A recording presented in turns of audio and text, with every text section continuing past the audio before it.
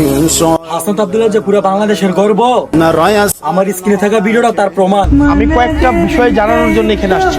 একটা আমার বিষয় হচ্ছে, আপনাদের এই বাড়িগুলা থেকে, আপনাদের এই যে ফ্যামিলিগুলা থেকে কেউ যদি ইন্টারমিডিয়েট মানে আইএ ইন্টারমিডিয়েট পর্যন্ত কেউ পড়ে, আমার জানা মতো এখানে কতজন, 2 জন মনে আছে, প্রত্যেকজনকে প্রত্যেক মাসে 2,500 টাকা করে স্কলারশিপ দেওয়া হবে।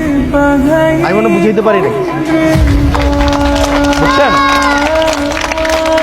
ধরেন কেউ যদি আইএ পড়ে, আইএ মানে এইচএসসি আর কি, মানে এসএসসি পাস করার পরে প্রত্যেকজনকে 2,500 টাকা করে প্রত্যেক মাসে দেওয়া হবে। মানে এটা ধরেন 1 দিন 2 দিনে না, বা 1 বার 2 বার না, প্রত্যেক মাসে সে যতদিন পড়াশোনা করবে। তবে শর্ত হচ্ছে যে রেজাল্ট ভালো করতে হবে। ধরেন আমি 2,500 টাকা করে প্রত্যেক মাসেও নিলাম, আবার হচ্ছে দেখা গেছে কি হয়েছে হাতে দেওয়া লাগতো না, তোরা ভর্তি না, বুঝতে দেওয়া লাগতো না। যেটা আমি 2,500 টাকা করে প্রত্যেক মাসে নিলাম, আবার পড়াশোনাও করলাম না, পরীক্ষা ফেলও করলাম, তাইলে কিন্তু আপনার এই বৃত্তি বন্ধ করে দিচ্ছে। ব্যাপারটা বুঝছেন কি না? ব্যাপারটা বুঝছেন? আর যারা এখানে টোটাল 34 জন, কতজন?